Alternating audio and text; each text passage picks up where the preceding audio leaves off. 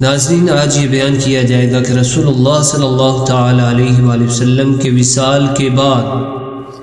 خلافت کا معاملہ کیسے حل ہوا۔ نحمدہ ونصلی علی رسولہ الکریم، اما بعد فاعوذ باللہ من الشیطان الرجیم، بسم اللہ الرحمن الرحیم۔ وعد اللہ الذین آمنوا منکم وعملوا الصالحات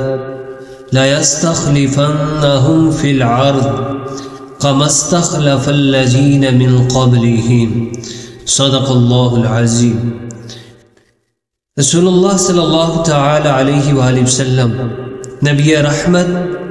شفیع امت صلی اللہ تعالی علیہ وآلہ وسلم کے وصال کے بعد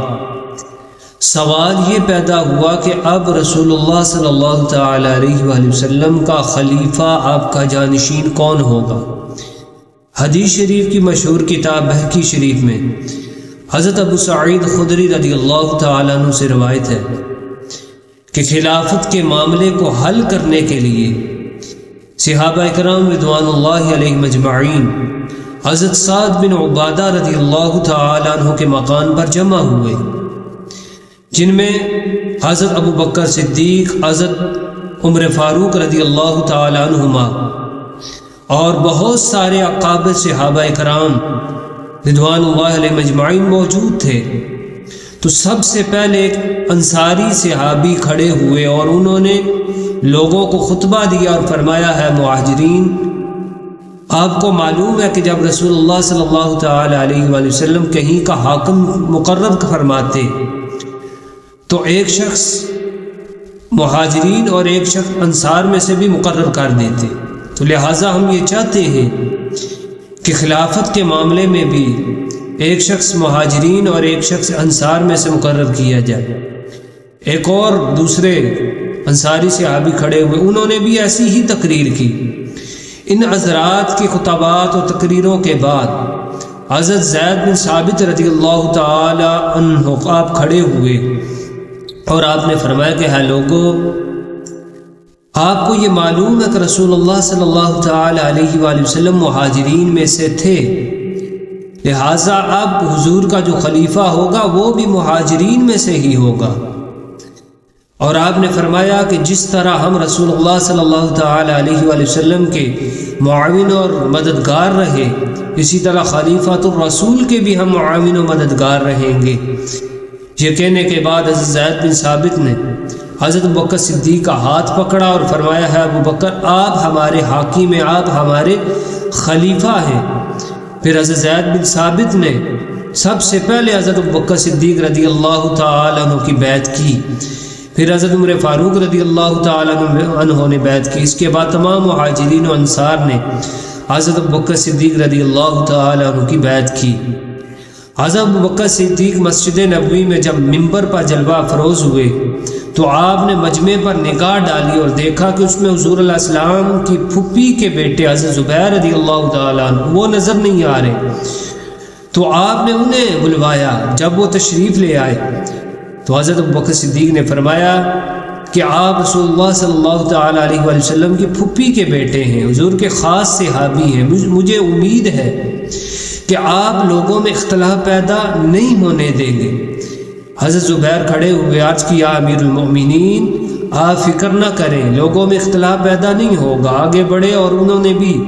حضرت زبیر نے حضرت ابو بکر صدیق کی بیعت کر لی۔ اس کے بعد مجمع میں دیکھا کہ حضرت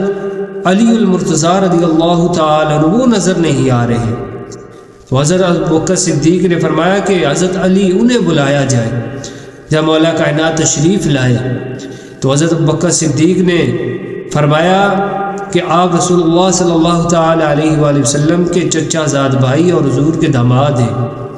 آپ کا بڑا مقام اور مرتبہ ہے، مجھے امید ہے کہ آپ اسلام کو کمزور ہونے سے بچانے میں میری مدد اور معاونت کریں گے۔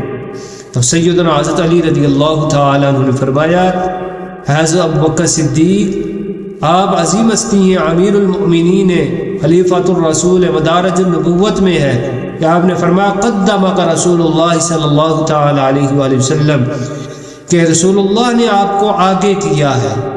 تو فاما نلذی یؤخرک، پھر کون آپ کو پیچھے کر سکتا ہے؟ یعنی حضرت مولا علی کا یہ کہنے کا مقصد تھا کہ آقا کریم علیہ السلام نے آپ کو نماز کا امام بنا دیا ہے، تو اب ہم آپ کو خلافت میں بھی امام بناتے ہیں۔ تو اس طرح سیدنا حضرت ابوبکر صدیق رضی اللہ تعالی عنہ حضور علیہ السلام کے وصال کے بعد آقا کریم علیہ السلام کے جانشین متفقہ طور پر آپ خلیفہ بنے۔ اللہ تعالیٰ سیدنا حضرت ابوبکر صدیق خلفائے راشدین کے وسیلہ سے ہم پر کرم فرما، اور حضرت ابوبکر صدیق اور خلفائے راشدین کی جو خلافت ہے یہ قرآن سے بھی ثابت ہے، حق ہونے کی اس پر دلیل یہ ہے کہ اللہ تعالیٰ نے فرمایا وَعَدَ اللَّهُ الَّذِينَ آمَنُوا مِنْكُمْ وَعَمِلُوا الصَّالِحَاتِ، اور اللہ نے وعدہ دیا ہے ان کو جو تم میں سے ایمان لائے اور انہوں نے اچھے کام کیے۔ وہ وعدہ کیا ہے؟ وہ بیان فرمایا لَا يَسْتَخْلِفَنَّهُمْ فِي الْأَرْضِ، کہ ضرور انہیں زمین میں حکومت دے گا۔ اللہ تعالیٰ نے صحابہ کرام سے یہ وعدہ کیا، یعنی صحابہ کرام کو وعدہ دیا کہ اللہ تعالیٰ نے زمین میں خلافت دے گا اور انہی کے ہاتھوں دنیا میں اسلام پھیلے گا۔ اور اللہ تعالیٰ کا یہ وعدہ حضرت ابوبکر صدیق، حضرت عمر فاروق، عثمان غنی مولا کا یعنی خلفائے راشدین کے زمانہ اقدس میں پورا ہوا۔ تو اللہ تعالیٰ خلفائے راشدین کی خلافت کے صدقے امت مسلمہ کو اتحاد عطا فرمائے۔ وآخر دعوانا ان الحمد للہ رب العالمین۔